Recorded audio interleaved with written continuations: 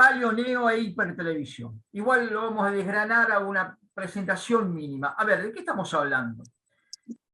No, la idea es que no crean que estamos haciendo una clase de historia de televisión. No, lo que hacemos, lo que intentamos hacer es un balizamiento sobre cuáles son los contextos donde se han producido ciertos y determinados contenidos, contenidos asociados a ciertos sistemas de producción, ¿sí? En cuanto a eso, y cómo esos contenidos de alguna manera se han relacionado con el tiempo, con las distintas audiencias, en función de esos cambios de contexto. ¿Está claro? Obviamente, primero, la palabra lo dice, primero fue la paleotelevisión, después vino la neotelevisión, y lo último sería la hipertelevisión. Pero por favor, que no les quede la idea de que primero fue una, después vino la otra y después vino la tercera. No, en realidad siempre conviven las tres, de alguna forma, y se hibridizan entre ellas también. La idea es tratar hoy de plantearles una base en cuanto hacia dónde el recorrido que ha tenido la televisión en cuanto no solamente a generar contenidos y a los sistemas de producción de esos contenidos, sino cómo los ha relacionado respecto de la audiencia. Espero que se haya entendido. Bueno, voy rápido. Por eso hablamos de que no queremos hacer una historia, sino un mapeo de transformaciones de la TV. A ver, partimos de acá, digamos, este era nuestro receptor blanco y negro, que era un mueble que estaba y uno apoyaba cosas en el mueble, ¿sí? Que en realidad como dispositivo sufrió pocas modificaciones hasta después de 50, 60 años que existió, ¿sí? Ahora, hay un tema clave que tiene que ver, y esto lo hemos visto en otra clase, el tema de la digitalización y la convergencia. La digitalización y la convergencia inevitablemente ha trabajado sobre los contenidos, las audiencias, los géneros y los formatos. Y acá podría faltar también los diseños de producción en cuanto a esos contenidos. A ver, parto del contexto general, porque si no, la cátedra interpreta que si no partimos de ahí, no tenemos manera, se podría haber partido de otros lados, pero nos parece fundamental partir desde ahí. ¿Y partir desde ahí qué significa? Muy bien, otra vez. Este tema del conflicto entre la modernidad y la posmodernidad. De alguna forma, ¿sí? Esas etapas de la televisión, la paleo, la neo y la hiper, están absolutamente vinculadas con esas etapas de la televisión en cuanto a modernidad y posmodernidad. ¿Sí? En cuanto a dos temas, que repetimos siempre, contenidos y recepción. ¿Sí? Este cambio, este salto de la modernidad a la posmodernidad es lo que de alguna manera termina dando el empujón del paso de la paleotelevisión a la neotelevisión. A ver, igual, algunas reflexiones que pueden compartir o no, pero por lo menos es lo que pensamos en la cátedra. El tema de modernidad-posmodernidad. Sí, en realidad se refiere a una problemática occidental. Claro, no sé si es una problemática global. Obviamente es muy eurocéntrico, muy yanqui, pero bueno, obviamente ellos globalizan todo, pero en general tiene que ver con problemas de la ilustración en Europa, digamos, es todo muy eurocéntrico. Trabajamos a partir de conceptos muy cristalizados desde lo eurocéntrico, ¿sí? Que obviamente después se globalizan porque gracias a esa globalización se termina implementando procesos imperialistas, coloniales, bueno, todo lo que dice ahí. Claramente sí, digamos, en una clase es imposible condensar las ideas o resumir las hipótesis en una sola clase, pero vamos a hacer el intento. Bueno, este sería un poquito todo el contexto que vamos a trabajar. A ver, ¿a dónde vamos? Muy bien, vamos a trabajar un poquito el tema de modernidad y posmodernidad. En realidad son, digamos, condiciones culturales, sociales y económicas que en realidad trabajan fuertemente en lo que son los procesos de subjetivación y simbolización. A ver, ¿qué tiene que ver la modernidad? O por lo menos de la modernidad, ¿qué tomamos nosotros para analizar semióticamente la televisión? La modernidad nos planteaba los grandes relatos, y esos grandes relatos nos iban a llevar a la felicidad y el avance perpetuo. Siempre íbamos a estar mejor, siempre íbamos a estar mejor. ¿Qué pasa con la modernidad? Bueno, la modernidad en realidad empieza a estar herida de muerte porque hay ciertos pensadores, Freud, Marx, Nietzsche, la escuela de Frankfurt, los postestructuralistas, Derrida, Foucault, Baudrillard, bien, de alguna manera, ellos lo que plantean que hay un agotamiento de este paradigma. En realidad, Freud es digamos, el más duro en cuanto a eso, porque lo que dice es mentira, la felicidad no existe y no va a existir. Y siempre vamos a tener frustraciones, angustias, nunca por el solo hecho, ¿sí?, del consumo vamos a alcanzar la felicidad, que eso es una mentira. Este agotamiento de ese paradigma, que esto no tiene nada que ver con la televisión, esto, repito, son las condiciones culturales, sociales y económicas en ese momento, este agotamiento del paradigma hace que surja, digamos, la sociedad necesita otras salidas. Esos metarrelatos que se conocían antes, cuando hablo de metarrelato estoy hablando del relato, no sé, el relato cristiano de la redención, el relato islámico, el relato capitalista, bueno, todos esos relatos entran en crisis y aparecen los relatos más pequeños. Ahora vamos a hablar un poquito más de eso. Esa crisis hace que aparezca la posmodernidad. La posmodernidad lo que primero plantea es que hay una paradoja del progreso que en realidad provoca involución. Se basa fundamentalmente en la cultura del consumo, y empieza, digamos, con la posmodernidad esta idea de que tenemos una vida que está sublimada por la realidad de la ficción, pero fagocitada por la irrealidad de lo que es hoy, diríamos, lo virtual, ¿no? Y ya se empieza a perder esta idea de la verdad. ¿Dónde está la verdad? No, de alguna manera hay un montón de verdades. Sí se puede definir la mentira, pero no se puede definir una verdad, que era lo que marcaba todos los relatos que tenían que ver con la modernidad. ¿Me siguen hasta acá? Me voy apurando. Esto es todo contexto. Voy una más. Bueno, de la modernidad, otra vez, se deslegitiman esos metarrelatos universales, ¿sí?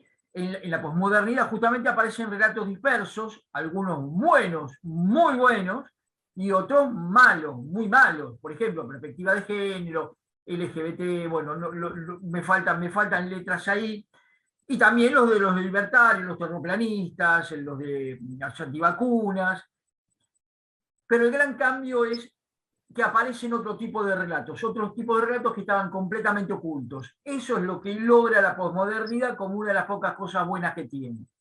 Repetimos, la modernidad es un discurso eurocéntrico, sí, que parte de lo que era la acumulación del Fordismo de los primeros años del siglo XX, sí, que de alguna manera, después de la Segunda Guerra Mundial, entra en crisis.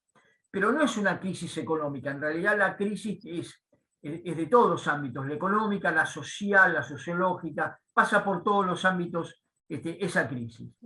Ese carácter inevitable del progreso que nos planteaba la modernidad choca con el malestar, ¿sí?, que al final encontramos en función de habernos creído las ideas de pensamiento tan cristalizadas que tenía la Ilustración. Muy lindo. Con esto, digamos, estamos planteando de alguna manera este paso de la modernidad a la posmodernidad. Algunas cositas más. Bueno, la modernidad, ¿qué hace? Y esto tiene mucho que ver con la televisión. Se desarrolla en la industrialización, la urbanización, la mecanización, ¿sí? Y se fundamenta la modernidad en tres instituciones básicas. Algún autor, Marcuse, Althusser, hasta podremos llegar a decir que está esa situación de instituciones básicas que son aparatos ideológicos del Estado. Por ejemplo, A ver, la Claudio, aguantá fábrica. que querían hacer una pregunta. Sí, ¿quién? Gracias, Gustavo. Profe, tengo una pregunta. No entiendo, no entendí la parte de modernidad de la diapositiva anterior, lo que se refiere con discurso eurocéntrico. Si lo puede volver a explicar. Sí, es muy sencillo. A ver, ¿por qué nosotros hablamos de modernidad y posmodernidad? En realidad, esas crisis de modernidad y posmodernidad existieron en Europa. No sé, yo, por ejemplo, vamos con Gustavo inclusive, mucho a Maimará, que está en Jujuy. Yo para mí, no sé si tienen problemas de modernidad y posmodernidad, digamos, no se plantean esos dilemas de modernidad y posmodernidad. Esos dilemas se plantean en Europa. ¿Qué es lo que hace Europa? Porque parece que, digamos, cuando se habla de filosofía inclusive, se habla de Kant, Kant es como un filósofo global. No, mentira, Kant es un filósofo europeo. Y lo único que les preocupaba eran los temas europeos. Lo bueno lo bueno para ellos, lo muy malo para nosotros, es que Europa, con esa cosa eurocéntrica que tienen, porque fíjense los mapas, Europa está en el centro del mapa, inevitablemente, aunque cuando hablamos de imágenes, el centro es lo que realmente reclama la menor atención, pero no importa, todavía no se dieron cuenta. ¿Qué es lo que ocurre esto? Ellos globalizan la Ilustración, la Revolución Francesa, ellos globalizan todo. ¿Por qué? Porque en esa globalización, como ellos tienen una vanguardia, lo que hacen es trabajar en procesos de colonización. ¿Se entiende un poco más? O sea, es la globalización del discurso, básicamente, del discurso que da el presentador, el talento frente a cámara. Sí, no estoy hablando de televisión igual en ese caso, ¿eh? Estoy hablando de una realidad concreta en cuanto a la vida de las comunidades y digamos los sistemas de pensamiento. Vos imaginate que el sistema de pensamiento medieval realmente era un relato cristiano de que nos iba a salvar, digo, desde buena parte de Europa, pero lo que nos llega es lo que nos llega a nosotros, y un relato de que la ciencia no tenía lugar, hasta que llega Descartes. Cuando llega Descartes y dice pienso, luego existo, digamos, derriba todo ese mito y empieza lo que sería el pensamiento moderno. Que ese pensamiento moderno lo que necesita es de una tecnología, de una técnica que realmente me dé herramientas de alguna forma para entender y promover otros conocimientos en el mundo, en el universo. Lo que pasa es que para ellos el mundo y el universo son ellos y los demás que estamos alrededor. Digamos, es el centro y la periferia. Ellos, como se consideran el centro, lo que hablan y bueno, les llega a la periferia. ¿Qué es lo que nos pasó a nosotros? No descubrieron América. América estaba recontra descubierta hace 500 años antes. Ahora, ellos dicen descubrimos América. No, ellos crearon con su discurso América. Y claro, como globalizan todo, digamos, América quedó para todo el mundo que somos América. Pero eso a ellos les sirvió como procesos de colonización. ¿Se entiende un poco más? Sí, sí, ahora se entiende un poco más. Pero, a ver, pero piénselo desde este punto de vista. Hay un cambio muy grande en ese paso de la Revolución Francesa, que después viene la Revolución Industrial, que obviamente ha tenido beneficios, no digo que haya sido todo malo, pero de alguna manera los sistemas de producción, acá me vuelvo un poco más marxista, los sistemas de producción, digamos, marcan de alguna manera lo que son los sistemas de pensamiento y los sistemas vivenciales de todas las comunidades. Este cambio de todos estos sistemas que nos lleva a la industrialización, la urbanización, necesita instituciones básicas en donde agarrarse. Bueno, la fábrica, la ciudad, de alguna manera, es lo que nosotros hablamos en alguna clase de la sociedad disciplinaria. Son lugares de encierro. La fábrica, la escuela, la iglesia, son lugares de encierro. No, obviamente, por eso también que dos lugares surgen como basamento fundamental de esta idea de los lugares de encierro. Obviamente, la cárcel y los institutos psiquiátricos. ¿Sí? Bueno, todo esto de alguna manera derrama en un sistema de pensamiento, en un sistema de conocimiento. Es decir, hay un poder, a ver si puedo ser un poco más claro con esta frase, hay un poder que crea un saber. Y entonces nosotros entendemos ese saber como único. ¿Se entiende un poco más? Sí, profe, lo podemos asimilar también con civilización y barbarie. Si hay alguien que es civilizado, hay alguien que es bárbaro.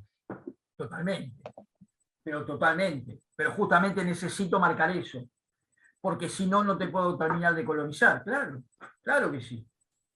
El marcar esa tensión implica ese poder, ¿sí? Ese poder que crea un saber y a partir de ahí crea sistemas de pensamiento. Sigo un poquito más. Posmodernidad. Bueno, cambia. Ahora, estamos en una sociedad disciplinaria, que es la sociedad moderna, y pasamos a la sociedad de control. lo que marcaba algo fundamental que marcaba la sociedad disciplinaria moderna, por ejemplo, era el panóptico. Sospecho que deben haber escuchado hablar del panóptico. Foucault después Sí. habló mucho más. El panóptico tiene que ver con el famoso libro del Gran Hermano, donde tengo una persona que tiene un poder que nadie la puede ver y esa persona ve a todo el mundo. No es mucho más que eso. Ahora, ¿qué pasa con la posmodernidad? Ya cambia el mundo, esa industrialización, esa urbanización, digamos, empieza a cambiar y de esa sociedad disciplinaria pasamos a una necesaria sociedad de control, porque el sistema entiende, esto, digo, hay un libro de Foucault fantástico, Vigilar y Castigar, ojalá lo hayan leído o lo puedan leer, donde dice, bueno, en un punto, este paso a la modernidad está básicamente vivenciado en esto. Antes, cuando se castigaba a alguien que había cometido un delito, se le cortaba la cabeza y teníamos el verdugo. Bueno, ya eso deja de ser efectivo porque ahora tenemos otro tipo de sistemas de un poder que crea otro saber y entonces necesitamos formas más eficaces de castigar el delito. Y ahí surge la cárcel, por ejemplo. ¿Sí? Y surgen los psiquiátricos, ¿por qué? Porque en realidad está este tema que es clave, digamos, no podemos dejar que se vea que hay gente que es distinta, el otro, el miedo al otro. Entonces, los locos, dicho entre comillas, por favor, son un otro que no tiene nada que ver conmigo, porque tiene que ser, la globalización tiene que ser una sociedad bastante homogénea. Bueno, y ahí aparecen el tema de las instituciones psiquiátricas. Ahora, ¿qué pasa? Cuando pasamos a la sociedad de información, o sea, dejamos el tema de la producción y pasamos a la sociedad de la información, ¿sí? Donde básicamente la producción es sustituida por la industria de los servicios, aparece la sociedad de control. Esa sociedad de control, de alguna manera, todo esto derrama siempre en que los medios se van a adecuar a todo esto. ¿Por qué? Porque estos cambios lo que hacen es asentar sistemas de pensamiento diferentes y sistemas de vida diferentes. Entonces los medios de comunicación, la televisión en el caso nuestro, no vamos a meter con los otros medios que no los conocemos tanto, en la televisión se dan procesos que de alguna manera respetan este tipo de cambios.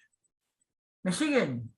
Que en un momento de la actividad 2 hemos hablado del paso de las sociedades mediáticas a las sociedades mediatizadas, donde los medios se instalan y la otra, que son los medios que realmente producen sentido. No es que solamente están instalados, sino que además producen sentidos. ¿Qué caracteriza la posmodernidad, por lo menos en esta parte introductoria? Bueno, hay un proceso contradictorio de globalización. ¿Qué quiero decir con esto? Bueno, sí, somos globales, somos todos iguales. No, mentira, no somos todos iguales. Hay un centro y una periferia. Hay colonizadores y hay colonizados, ¿sí? Por más que hablemos de una globalización. Se trabaja sobre otra contradicción entre fragmentación y homogeneización. Digamos, el sistema tiende a homogeneizar, pero justamente el sistema, con la crisis del paradigma que tuvimos desde la posmodernidad, el sistema tiende a fragmentarse. Y la fragmentación va a ser una de las causas fundamentales por la cual, por lo menos, aparece la televisión por cable. ¿Sí? Y esta globalización que tiene que ver con este flujo transnacional de información y cultura. Pero en realidad, en este caso, la información y cultura la tenemos que tomar desde el punto de vista de una mercancía. ¿Sí? El fetichismo de esa mercancía, que yo necesito esa idea de la globalización porque, como yo soy el centro y los demás son la periferia, la información y la cultura la produzco yo y la consume la periferia. Todo eso derrama en la televisión. Por eso dice abajo, en la TV se ofrecen reflejos de la realidad de la vida cotidiana, transformados a través de un mecanismo de representación, ¿sí? Que transforma la esencia de aquello que se referencia y que tiene que ver con el simulacro, tema que lo vamos a ver en breve. El simulacro es otro de los temas claves que tiene que ver con la posmodernidad. Con esta introducción, a ver si ahora empieza a derramar, bueno, a partir de todos estos procesos que se han dado, está el proceso de las etapas de televisión. Paleotelevisión, neotelevisión, hipertelevisión. ¿Sí? Son etapas casi evolutivas. ¿Por qué digo casi evolutivas? Porque no sé si implican una evolución en el real y cabal término de la palabra. Son etapas que se van como superponiendo unas a otras y van removiendo ciertos conceptos, instalando otros, mezclando, hibridizando mucho concepto, Paleotelevisión y neotelevisión son conceptos que realmente los planteó Humberto Eco, un semiótico muy importante, seguramente algo habrán leído, algo habrán visto de él, o si no, las novelas de él. Y en realidad, esta lectura de Humberto Eco tenía que ver que era una rebeldía contra la razón instrumental. La razón instrumental era, digamos, uno de los sistemas de pensamiento más fuertes que tenía que ver con la modernidad. ¿Qué es esto de la razón instrumental? Que la tecnología, Descartes de por medio, la tecnología me explica todo. Mientras yo esté con la tecnología en mis manos, tengo la felicidad y seguramente tengo la razón y hasta puedo decir que tengo la verdad. Después aparece la hipertelevisión, ya Humberto Eco ya estaba fuera de ese criterio, pero obviamente aparece el término de hipertelevisión porque antes Humberto Eco había hablado de paleotelevisión y neotelevisión. Si queremos balizar históricamente, la paleo empieza, obviamente, en el comienzo de la televisión. Ahora vamos a ver qué es la paleo. La neotelevisión, a partir de los 80, básicamente se desarrolla en televisión, aunque la posmodernidad empezó antes. Igual la posmodernidad, por ejemplo, en Argentina empezó después. Yo estoy convencido que la posmodernidad empezó con Menem acá en Argentina. Y la hipertelevisión, los últimos 10, podemos poner 10, 20 años, es cuando empezó. Ahora, que quede claro esta idea. Una no reemplaza a la otra. Coexisten, se superponen, se hibridizan. Es muy raro. Se pueden encontrar en productos nuevos en la televisión cosas de palo televisión. Vamos a seguir viendo cosas de paleo televisión hoy mismo. Bueno, Ibai, por ejemplo, algunos contenidos de Ibai, estoy hablando Ibai, digamos que es una avanzada, una vanguardia en cuanto a los medios. Ibai, varias veces le he visto contenidos de paleotelevisión. Lo que pasa es que es cierto, la estructura es diferente y entonces es una paleotelevisión que toma ciertos elementos de la hipertelevisión. Después lo vamos a ver un poquito más. Bueno, para terminar esta introducción sobre estos tres términos, son etapas casi evolutivas y en realidad, que se entienda, solo sirve definir estas etapas para una taxonomía científica, digamos, no se puede reducir la evolución de la TV a estas tres partes, ¿sí? Y lo que sí es lo interesante, y lo usamos, facilita su transmisión en contextos didácticos. No son modelos evolutivos simples, son modelos muy complejos para pensarlo como un modelo desde el estructuralismo. Bueno, sigo un poco más, nos metemos. A ver, ¿cómo ya nos metemos más en televisión? ¿Qué pasó con esto? A ver, la paleotelevisión. La paleotelevisión estaba fundamentalmente, era un instrumento terrible del broadcasting. ¿Se acuerdan cómo hemos hablado del broadcaster? El broadcasting, bueno, de los canales de aire, de ese tipo de televisión, bueno, era el instrumento básico de la paleotelevisión, ¿sí? Donde se creaba una agenda, gestión de la opinión pública, todo esto era la paleovisión. Ahora, la neotelevisión también aparece no de magia, no aparece porque sí. Empiezan a aparecer experiencias mediáticas novedosas, el hipertexto, lo rizomático. Lo rizomático es el sistema de alguna manera de pensamiento de Internet, por ejemplo.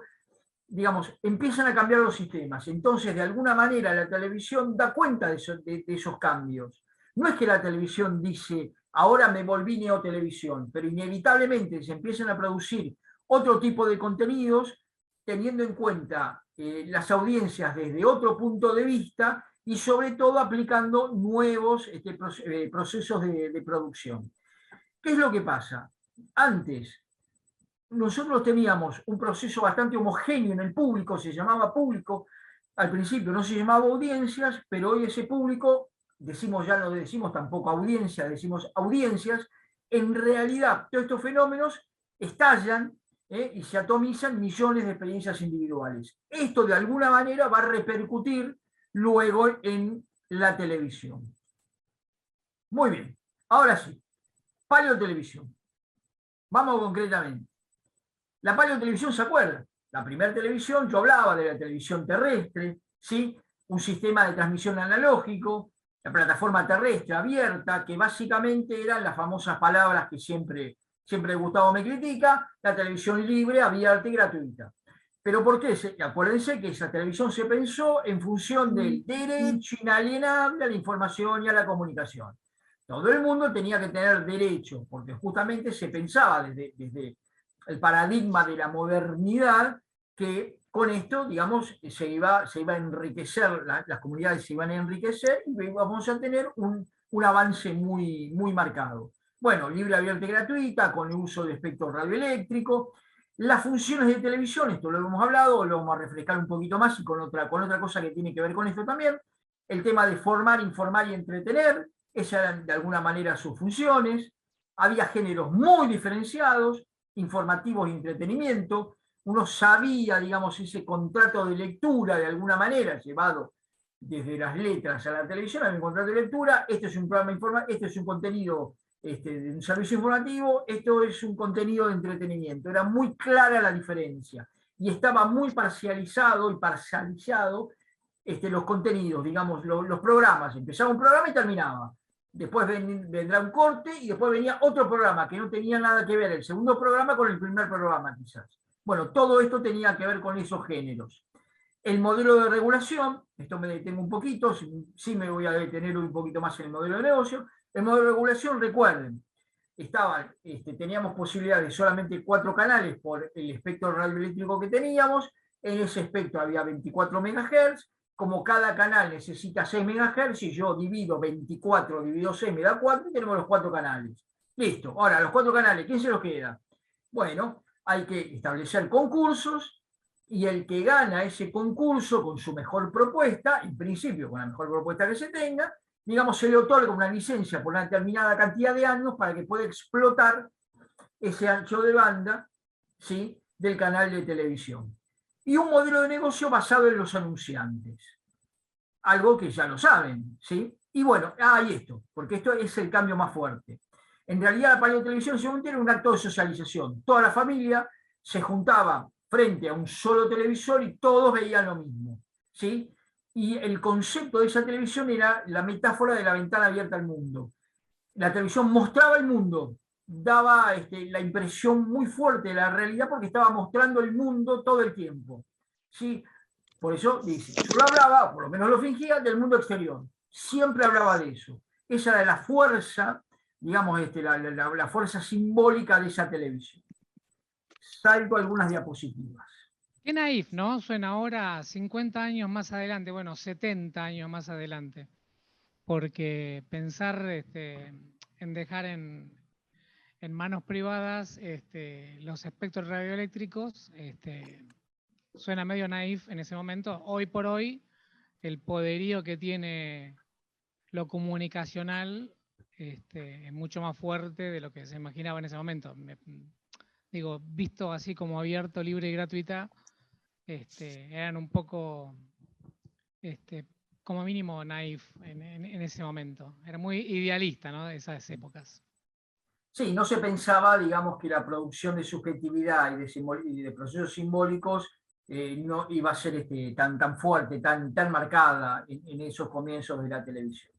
Modelo comunicacional. Bueno, informar, formar y entretener. Una nota, digamos, al pie sobre esto. ¿Qué pasa? Bárbaro, digamos, parece prístino, puro y parece fantástico, pero guarda, cuidado, porque también la televisión, y ahí es donde de alguna manera empiezan algunas crisis dentro de lo que fue la paleotelevisión, el informar. El informar me puede llevar a manipular y controlar. Esto lo hemos visto con gatekeeping, qué sé yo. Yo informo esto y lo otro invisibilizado completamente, ¿sí? Pero esa impresión de realidad, esa ventana abierta al mundo, todo lo que veíamos por televisión era la única realidad que francamente estaba que teníamos. Claro. El formar. Ojo, bárbaro. La idea, sí, se pensó en un primer momento, la televisión tiene que educar, formar, tener una función muy clara de transmisión cultural, pero claro, cuidado, que es lo que ha pasado. Esa función de formar puede implicar que de hecho lo ha producido absolutamente la supresión de formas nuevas, de visiones culturales alternativas, ¿sí?, de otros discursos.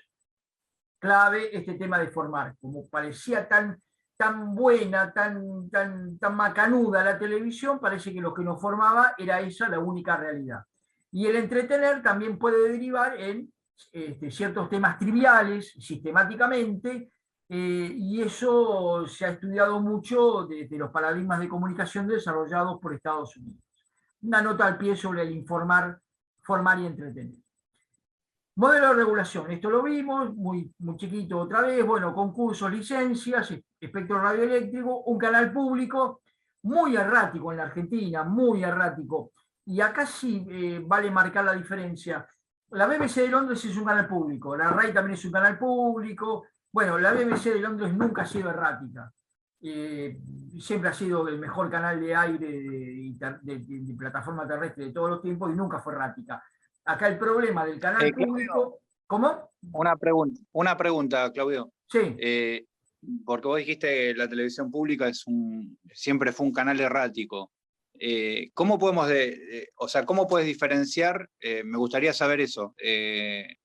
Digamos, que vos decís, por ejemplo, la BBC de Londres nunca fue un canal errático. ¿En qué podés diferenciar uno y otro de cuándo es errático y cuándo no? Mira, más que nada, es muy típico de ciertas cosas de Argentina. A ver, para hacerlo más rápido, la televisión en realidad daba cuenta del gobierno de turno. En realidad no era una televisión del Estado, sino una televisión del gobierno. ¿Sí? Igual y eso yo traía vaivenes muy fuertes. Histórico, ¿no? Porque, digamos, en Argentina empieza la televisión en el año 55. Y 51. ahí nomás tenés una... ¿Perdón? 51. 51, con Evita. 51. En la plaza. En el 56 ya tenés una revolución libertadora. Claro, que queda por tierra la primera ley de radiodifusión. Eso, ahí está. Y después tenés varios, digamos, en la historia política argentina de los últimos, ¿querés? 70 años, digamos, las alternancias entre democráticas y no democráticas han mellado a la historia de la construcción de una televisión estatal. Cuando Claudio habla de que no es un camino errático el de la BBC o el de la televisión española, son modelos de televisión pública que nacen y se van forjando y con un mismo camino y trazan una historia única. ¿Sí? ¿Se entiende? Independientemente de los gobiernos, decís, digamos, ¿y cómo ves el crecimiento a lo mejor de esa televisión española o inglesa? No, el crecimiento hoy, digamos, se ha adaptado. Digamos, la BBC de Londres sigue siendo la BBC de Londres, digamos, la hostia de la hostia. Ahora, se ha adaptado fundamentalmente en esto que tiene que ver la hipertelevisión, digamos, ya no es solamente el canal, que maneja redes, maneja un montón de cosas, maneja otras plataformas, pero desde el sentido político, digamos, a ver, cuando nace la BBC, digamos, lo que quería primero era, nace después de cuando termina la Segunda Guerra Mundial, un pueblo diezmado, digamos, voluntades diezmadas, y había que reconstruir Europa. Y había que, de alguna manera, educar y formar, digamos, dentro de cierta estructura eurocéntrica, por decirlo de alguna manera. Bueno, eso lo siguieron a rajatabla, venga el gobierno que venga. Nunca un gobierno se metió. Ok. Y en Argentina esto ha sido errático cuando fue el gobierno de lo que era Estado. Claro. Mirá, aprovecho lo que decía Gustavo. Él hablaba de la Revolución Libertadora. Bueno, cuando fue la crisis de Cuba de los misiles, en el año 63 creo, en realidad justamente nosotros tenemos 3 canales privados, 9, 11 y 13. Justamente ahora hay 5 cadenas en Estados Unidos, pero en ese momento había 3. CBS, NBC y ABC, creo, me puedo equivocar alguna letra. Bueno, cada una de esas 3 señales se adueñó de los 3 canales de acá. Porque básicamente la idea era, lo mismo que estamos viendo de la guerra del Golfo, lo que estamos viendo ahora, hay que convencer a la gente, ¿sí?, que los rusos están equivocados y Estados Unidos, Europa, todo tiene razón. Una vez que terminó la crisis de los misiles, la CBS, el ABC y NBC se fueron del país.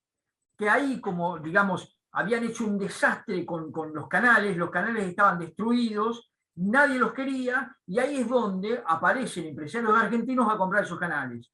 Romay, Héctor Ricardo García, y bueno, un grupo de cubanos, unos cubanos renegados que venían completamente anticastristas, que vinieron para acá, bueno, se empieza a producir, digamos, una televisión mucho más local en ese sentido. Pero la televisión, digo, cuando me refiero al errático es esto, digamos, va para un lado, va para el otro, por momentos la televisión pública, no, bueno, ¿cómo no tenemos rating? Tenemos que tener rating. Llevemos a Mirta estuvo en la televisión pública, yo me acuerdo porque en ese momento yo tenía mucho pelo, era muy joven, y justo empecé a trabajar ahí en lo que era Canal 7. Y estaba Mirta, ¿por qué la llamaban a Mirta? Una locura, pero Mirta que... No, el rating, ¿qué tiene que ver que seamos una televisión pública?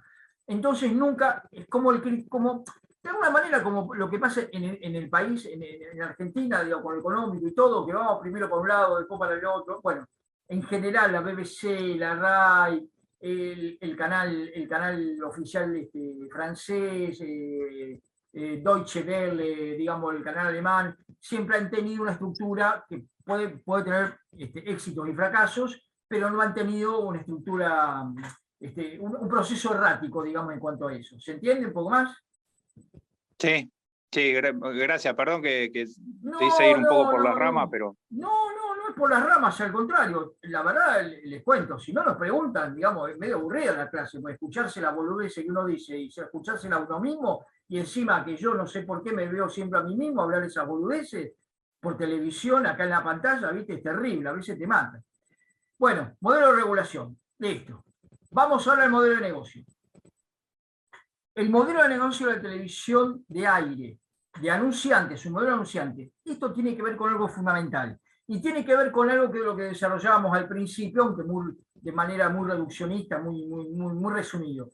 Digamos, con Estados Unidos gana la guerra y empieza obviamente una sociedad de consumo muy marcada. Una sociedad de consumo masivo. Entonces, ¿qué pasa? Yo tengo una empresa y tengo un producto para vender, pero mis producciones, se va a abaratar el producto en función de que haga mucho si se lo venda a mucha gente. Ahora, yo necesito de alguna manera publicitar ese producto al mismo tiempo, de manera barata, a mucha gente al mismo tiempo. Bueno, y ahí está la televisión. La televisión justo vino a ocupar ese lugar de publicidad que necesitaba esta nueva sociedad de consumo, una sociedad de consumo basada no en servicios como ahora, sino en productos que sean masivos. Y ahí aparece la televisión y aparece este modelo de negocio. ¿A qué voy con este modelo de negocio? Miren, es sencillo. Yo tengo un broadcaster, no sé, Canal 11, bárbaro. ¿Qué hace ese canal? Emite contenidos. Esos contenidos llegan antes al público. Ya lo cambié con otra letra y le puse audiencias, un poco más moderno. Ahora, las audiencias a Canal 13, 11 y 9 no le pagan un peso. Y hacer televisión sale muy caro. Y ahí entran los anunciantes. ¿Por qué entran los anunciantes? Los anunciantes lo que le dan al broadcaster es plata. ¿Y qué le dan los broadcasters a los anunciantes? Ojos. Básicamente lo que le dan son ojos que miren sus productos para que esas audiencias compren esos productos masivos. Es tan fácil como eso, ¿se entiende? Ahí fue realmente, digamos, el boom televisivo porque se empezó a ganar, los canales empezaron a ganar mucha guita, invertir mucha más guita y se hizo realmente un negocio fabuloso en cuanto a la televisión. ¿Se entiende? Sí, lo que pasa es que ahora ya se fueron sí. digamos, entiendo como que el modelo de la televisión tenía que tener anunciantes, pero es como que ya hoy por hoy ya es como que se fueron de tema, ya es como que en cualquier puro anunciantes permanentemente, digamos, ¿no? Mira, hasta ahí, más o menos. En eso no cambió. Lo que pasa es esto, cambiaron las plataformas también. Ahora tenemos un montón más de plataformas. Entonces, el tema publicitario cambió, pero lo que cambió fueron las audiencias. Las audiencias no son las de antes, no consumen de la misma manera, no consumen lo mismo. La televisión libre, abierta y gratuita, nada, se quedó anclado de alguna manera a esa idea. Pero, varios años después, y acá hubo ejemplos muy claros, a América, el primer dueño de América era este señor Eunoquian. Yo creo que lo contesto en la clase. Digamos, ¿le interesaba América como negocio? No, América lo compró porque era el trampolín para quedarse con un negocio mucho más redituable que América, que fue Aeropuerto 2000. Entonces pasaba esto, digamos, ya los canales no me servían tanto como negocio económico, sino me servían como espacios de poder, Canal 13, por ejemplo, ¿sí? Y espacios para formar otros negocios. América siempre trabajó, América y Canal 9 trabajó sobre ese ítem. No sé, Gustavo, si vas a decir algo. ¿Se me escucha o no? ¿Se me escucha Sí. ya? Ah, Sí. perfecto, no, porque no me está escuchando yo. No, para que quede claro, cuando él habla de broadcasting, digamos, porque hoy por hoy sigue existiendo Canal 13 como canal que transmite, ¿no?, la señal de Artear, en este caso. Pero en aquel primer momento no existían ni productoras privadas, ni alguien que hiciera contenido de televisión. Eran sus propios gestores de contenido. El contenido se hacía dentro de los canales de televisión. Es esa realidad, como para que tengan una idea de los valores que a veces se manejan en televisión. Bueno, sigo. Modelo de negocio, listo. Ahora hay otros modelos de negocio, después lo vamos a ver en las otras plataformas. Este es el viejo modelo de negocio, que todavía persiste inevitablemente. El tema de géneros. Recuerden, estoy en Palio Televisión todavía. Modelo broadcaster, un modelo unidireccional. ¿Qué era esto? Yo emito como broadcaster y no me interesa recibir nada. Audiencias masivas, se llamaba público. Y lo que trabajaba básicamente la televisión son funciones que había definido toda la corriente de estudios de comunicación de Estados Unidos. ¿Sí? ¿Cuáles eran esas funciones en los canales en realidad? La vigilancia, la correlación. La correlación, ¿qué significa? Que la idea que yo produzco, digamos, tiene que derramar en la gente y tiene que producir un saber en la gente. La transmisión de cultura, de determinadas culturas y ocultar otras, ¿sí? Trabajar sobre la persuasión y básicamente todo servir al poder económico. Esto de alguna manera, desde los géneros, era lo que provocaba la paleotelevisión. Repito, ventana abierta al mundo, tiene por objeto transmitir saberes, pongamos que sí, no los tenía en realidad, hay una grilla de programación muy estricta, espacios no compartidos entre programas, roles casi pedagógicos. Cuando empezó la televisión en los primeros años de la televisión argentina, los talentos en realidad tenían que tener ciertos talentos reales, ser gente inteligente, preparada, para estar frente a cámara. Eso la posmodernidad lo deja de lado. Ahora vamos a ver por qué. Era el espacio simbólico familiar, los programas identificables, ¿sí? Y sobre todo la televisión marcaba los tiempos de ocio, que hoy es lo que no pasa. O sea, tengo tiempo laboral, tiempo para dormir y tiempo de ocio. En ese tiempo de ocio veía la tele. Hoy vemos contenidos y consumimos contenidos audiovisuales en todo momento.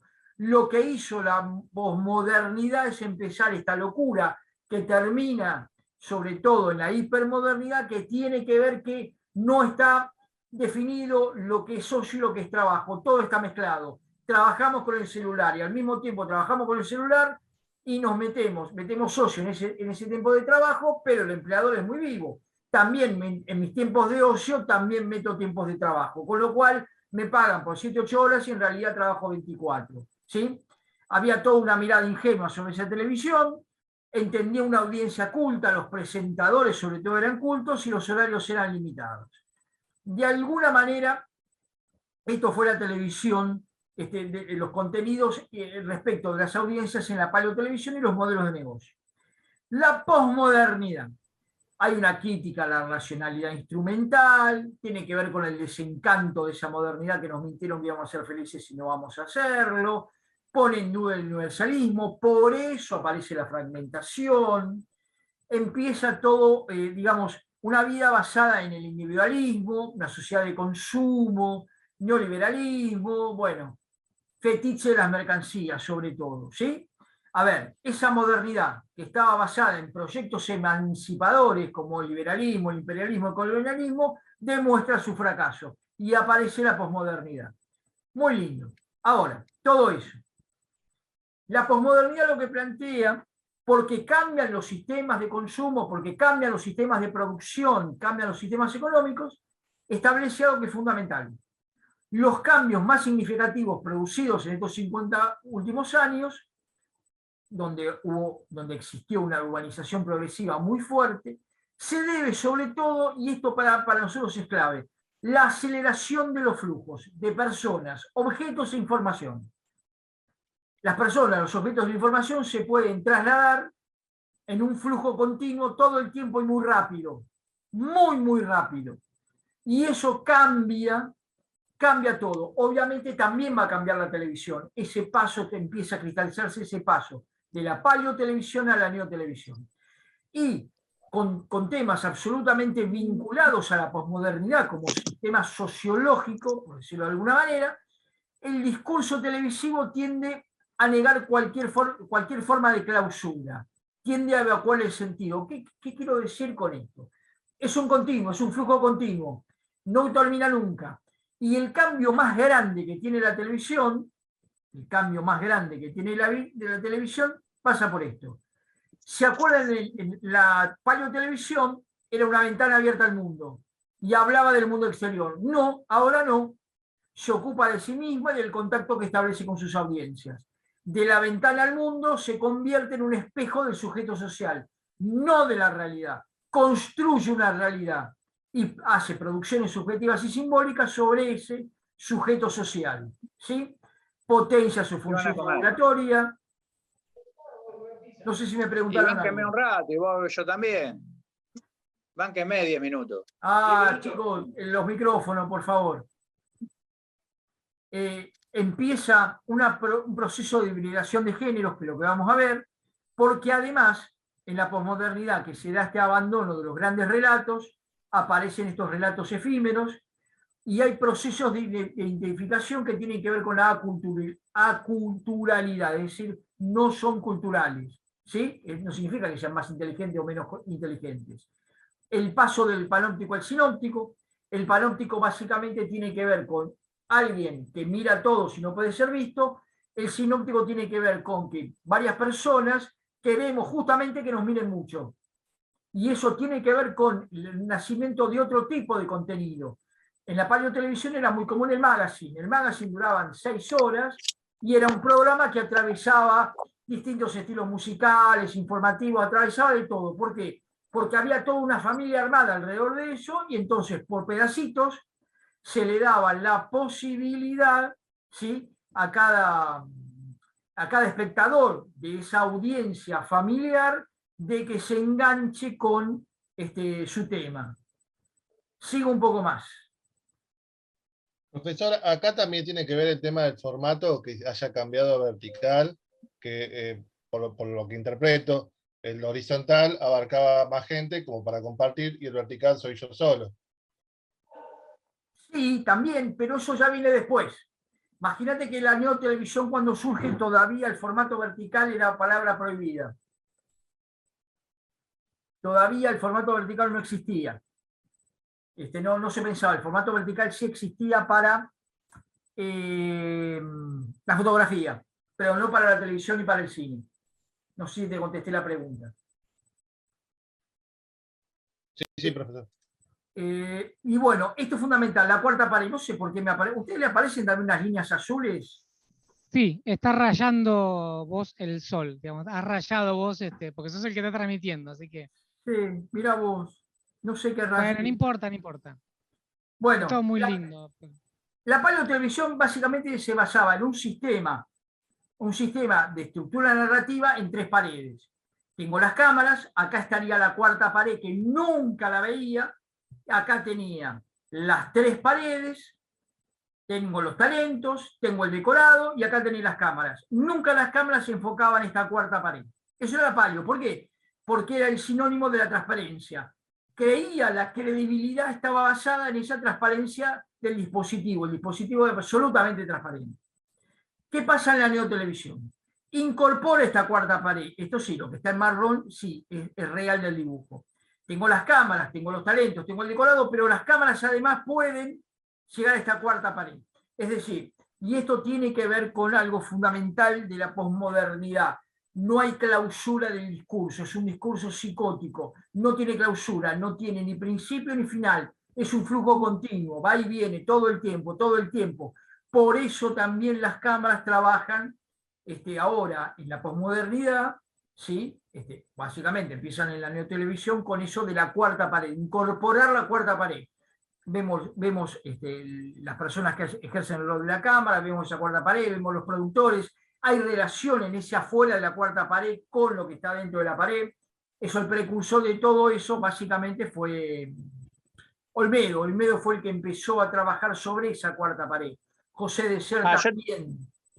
Te iba a preguntar si lo que hacía Badía con relación al tema de las tiendas, eso era también medio romper la cuarta pared o no. En parte sí, un poquito más incipiente, digamos, pero sí. Y esto tiene que ver con esto de los flujos. Tengo un flujo, digamos, no hay clausura. Al no haber clausura es un flujo continuo. Entonces tengo que mostrar las cuatro paredes. A ver, ¿qué perdí con eso? La transparencia del dispositivo. Ya me doy cuenta, la televisión todo el tiempo habla de sí misma. Yo soy la televisión, yo te estoy hablando. Fíjate, este es un dispositivo, esto es la televisión. Pero, por otro lado, lo que ganó es que ahora me vas a creer porque crees en la fidelidad y la credibilidad del dispositivo. Ese es el gran cambio que hubo en este momento. Sigo un poco más. Neotelevisión. Nuevos modelos de negocio. Empiezan la televisión por cable, empiezan las señales de nicho. ¿Por qué? Porque ahora cada uno tiene su propia pantalla y si a mí me gustan los deportes, prefiero tener un canal de deporte que me pase deporte todo el día, no quiero ver el resto. Este es el gran cambio respecto a la televisión de aire. ¿Por qué? Porque la gente cambia. Los sistemas de producción, los sistemas de saberes han cambiado. Los sistemas de producción, los sistemas de consumo han cambiado. La gente necesita consumir otro tipo de contenidos y de otra forma. Por eso surgen los canales de cable. Ya hablamos de otro modelo de audiencias. Obviamente todo esto tiene que ver con el fetichismo de la mercancía. Todo es una mercancía, todos. Nosotros y las cosas y todo, y la información, todo es una mercancía que va y que viene, ¿sí? Entonces también la televisión engancha toda esa parte. Se evacúa el sentido, solamente trabaja a partir de una pulsión escópica. Esto tiene que ver a veces cuando hablamos, en clase hemos hablado de la espectacularización, ¿sí? Que nosotros tenemos en las imágenes, tiene que ver con esto. Evacúa el sentido y trabaja sobre una pulsión escópica. Y trabaja sobre el simulacro. Construye realidades que aparentemente se parecen mucho a lo que pensamos que es lo real nunca vamos a poder acceder, pero no importa. Pensamos que esa es una realidad construida en realidad, es un simulacro de la realidad. Porque ahí hay que pensarse si la gente, dentro de este esquema de posmodernidad y de angustia, cuando yo hablo de la conspiración trágica, ¿sí? Que tiene que ver con todas estas tensiones de nuestra vida, Baudrillard ha hablado mucho del simulacro. Hacemos de cuenta que te creemos, hacemos de cuenta que esto es la realidad. Bueno, ahí se basan los contenidos de la neotelevisión. Discurso psicótico, que no es, quizás es un espejo de la sociedad, pero muy hasta ahí. La autorreferencialidad todo el tiempo la televisión habla de sí misma, se referencia a sí misma. Hay programas que hablan de los programas de televisión. Todo eso tiene que ver con la neotelevisión, ¿sí? Diluye lo privado y lo público de la misma manera que se diluye el ocio y el trabajo. ¿Por qué se diluye lo privado y lo público?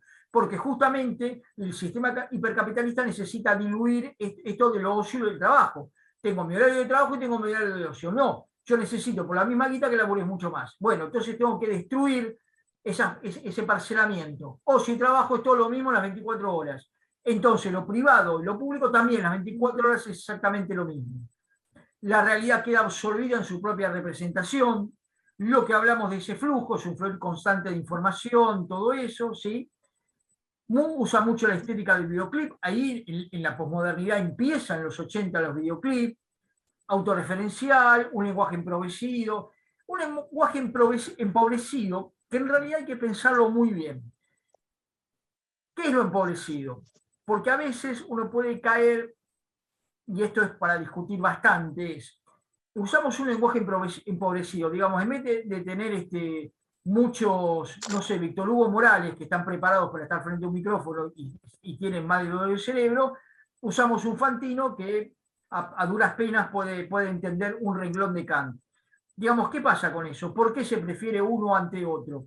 Bueno, porque en realidad a veces se estima que la audiencia es tonta, es medio tonta, no es inteligente, no quiere, sobre todo no quiere, no desea cosas muy inteligentes, entonces ponemos a alguien a su altura, que tampoco parezca muy inteligente. Y esto tiene mucho que ver con el paso que hemos hablado de el panóptico al sinóptico.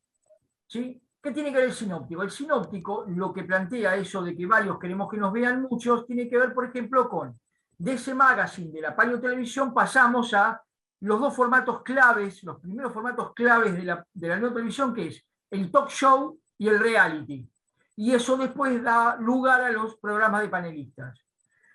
¿Qué pasa con el reality y el talk show? Gente como uno, de alguna manera, uno se ve representado, se identifica y sublima un montón de cosas a partir de esa gente que yo veo en pantalla que se parece a mí. Porque no quiero que me eduquen, no me interesa nada, y lo que quiero es un simulacro de la realidad, porque la realidad realmente es muy dura y me cuesta mucho vivirla y sobrevivirla sobre todo. Eso después viene el panelismo, y fíjense en el panelismo. En el panelismo, generalmente los paneles, digamos, no tengo gente muy inteligente, quizás va un invitado, sí, que es inteligente, pero generalmente los paneles no tienen gente muy inteligente. Y lo que armo es quilombo, gente que piensa de una manera, gente de otra y que discutan. Total, la gente no va a entender y de última, yo como conductor, como periodista conductor o conductora, lo que hago es bajar la línea. Viste, escuchaste todas estas discusiones, pero yo te digo, esta es la verdad porque me crees a mí que soy el talento que está frente a cámara.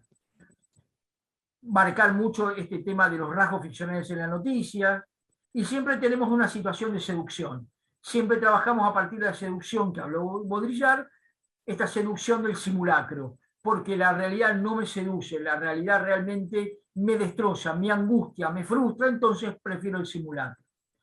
Bueno, voy un poquito terminando. Esto lo vamos a pasar de largo. Bueno, en periodismo, historia de las noticias, del reporter eso, el plano busto, pirámide invertida, ¿sí? Donde era un altavoz por donde pasaba el discurso sobre la actualidad, la noticia era leída. Poco a poco estos cuerpos empezaron a tomar consistencia. El cuerpo empieza a existir, el cuerpo empieza a dar signos. Hay un lenguaje no verbal en ese cuerpo y en toda esa escenografía. Por eso hoy, fíjense que los noticieros trabajan mucho a partir de esto. Esto tiene que ver con el cambio de la modernidad a la posmodernidad, básicamente. Muy bien. ¿Qué puedo hablar más de la neotelevisión? Bueno, la noción de flujo. Por ejemplo, acá dice, es la más adecuada para indicar el paso de una programación. ¿Qué es esto? Cuando hago el pase de un programa al otro. Es neotelevisión, ¿por qué? Porque no hay un flujo continuo, no corto nunca, porque necesito estar en ese simulacro de realidad que es un flujo continuo en mi vida. No tengo separación, ocio y trabajo, no tengo separación privado y público. Es todo un flujo, todo un flujo. Entonces la televisión también termina siendo absolutamente un flujo. Vamos un poquito más. Así vamos terminando. Bueno, resumiendo. El campo de las noticias. En la paleo. Ventana abierta a la realidad y había una objetividad relativa. En la neotelevisión hay una manipulación de la opinión pública. Se hacen producciones simbólicas y subjetivas. La noticia se construye como un espectáculo dramático, el simulacro. Procesos de identificación emocional en base a imágenes. Yo me identifico en base a imágenes, porque además, como son imágenes parecidas a lo que yo pienso que es lo real, me lo termino creyendo. Después vendrá la hiper, ahora vamos a terminar con la hiper, donde en realidad esto todavía se expone mucho más, se exponencia mucho más, y hay una actualización de la información en un docudrama, básicamente, y que tiene planteos de tipo cinematográfico. Digamos, la noticia ahora, por eso le insistimos tanto con no usar la pirámide invertida, porque se usa mucho esa estructura dramática de las novelas, de las películas. Digamos, tengo planteamiento, nudo, desenlace, tengo protagonistas, antagonistas, se ensalza el héroe, se marca el arquetipo, se marca el estereotipo. Eso es lo que, digamos, la herencia que nos deja la neotelevisión. La hiper es una consecuencia de una exponenciación de los temas de la neo. el campo de las noticias. De esa palio, donde había un carácter pedagógico, ¿sí?, que enseñábamos a partir, en realidad hay dos tendencias en pugna en el discurso televisivo. Y siempre trabaja con relaciones de intertextualidad. Acuérdense, no vieron una foto, hay una actividad que no hicimos todavía que tiene que ver con una foto. Generalmente las imágenes siempre las estamos intertextualizando, relacionando una imagen a partir de otra. Entendemos una imagen porque entendimos otra. Se trabaja muchísimo con este tema de intertextualidad. Básicamente, ¿por qué? Porque la posmodernidad básicamente lo que nos marca es que tenemos un universo casi ilimitado de imágenes y entonces conocemos tanto de imágenes que la posmodernidad se encarga de las que estemos relacionando todo el tiempo.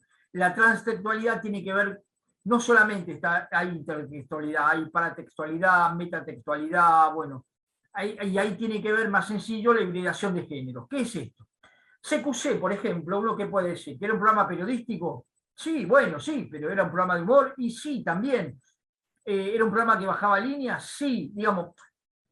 Acá la posmodernidad lo que toma como base es, no hay más géneros puros, son géneros híbridos. Tomo cosas de un género, cosas de otro, cosas de otro, cosas de otro, y los mezclo en un contenido. CQC, que era quizás el formato más interesante que se ha armado para televisión, era un género híbrido. Showmatch también, porque en realidad, ¿que era un programa de baile? No, era un programa de talentos. Bueno, sí, las dos cosas, pero era un programa que se bajaba en línea política, un programa de talk show, de reality, era todo ahí mismo. Y la noticia también se vuelve, en este sentido, de la misma manera, una hibridación. Estamos trabajando temas narrativos que tienen que ver mucho más con lo cinematográfico dentro de lo que sería un aspecto que tiene que ver mucho más de reflejar una realidad.